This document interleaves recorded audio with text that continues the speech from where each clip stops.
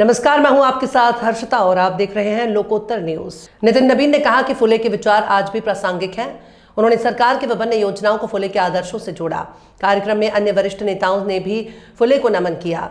राजधानी दिल्ली में महात्मा ज्योतिबा फुले की 200वीं जयंती के अवसर पर भाजपा ने विशेष कार्यक्रम का आयोजन किया। इस दौरान पार्टी के राष्ट्रीय अध्यक्ष नितिन नबीन ने फुले को पुष्पांजलि अर्पित की। उनके साथ पार्टी के राष्ट्रीय महासचिव अरुण सिंह, दुष्यंत कुमार गौतम और तरुण चुग भी मौजूद रहे। नितिन नबीन ने अपने संबोधन में महात्मा फुले के योगदान को विस्तार से याद किया। उन्होंने कहा कि सामाजिक सुधार के क्षेत्र में फुले की भूमिका को देश आज भी याद करता है। उन्होंने लड़कियों की शिक्षा को बढ़ावा देने में फुले के योगदान का उल्लेख किया। नितिन नबीन ने सती प्रथा के खिलाफ उनके संघर्ष को भी याद किया। उन्होंने कहा कि फुले के विचार आज के समय में भी पूरी तरह प्रासंगिक हैं। इस दौरान उन्होंने केंद्र सरकार की योजनाओं का जिक्र किया। उन्होंने बेटी बचाओ बेटी पढ़ाओ अभियान को फुले के विचारों से जोड़ा। महिलाओं को आत्मनिर्भर बनाने की दिशा में उठाए गए कदमों की भी सराहना की गई।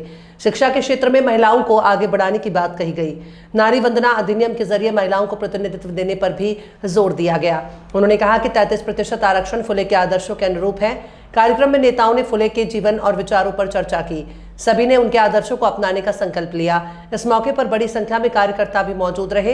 कार्यक्रम के दौरान श्रद्धांजलि अर्पित कर उन्हें याद किया गया। महात्मा फुले के योगदान को समाज के लिए प्रेरणादायक बताया। भाजपा नेताओं ने उनके विचारों को आगे बढ़ाने का संदेश दिया।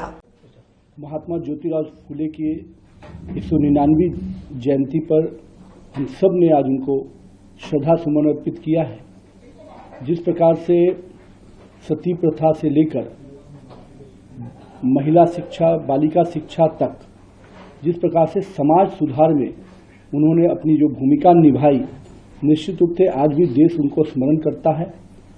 और पहली बालिका विद्यालय से लेकर सती प्रथा को समाप्त करने में जो उनकी सक्रियता रही, आज हम मानते हैं कि आज के युग में भी उनकी उस कृति की प्रासंगिकता बनी हुई है।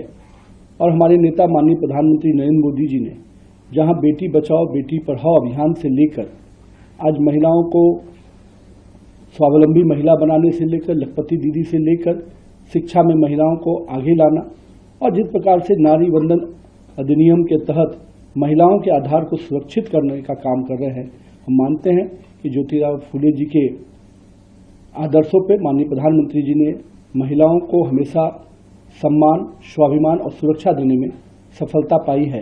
और आगे भी नारी वंदन अधिनियम के लागू होने से महिलाओं के जो 33% का अधिकार मिलने जा रहा है, वो निश्चित रूप से ज्योतिराव फुले जी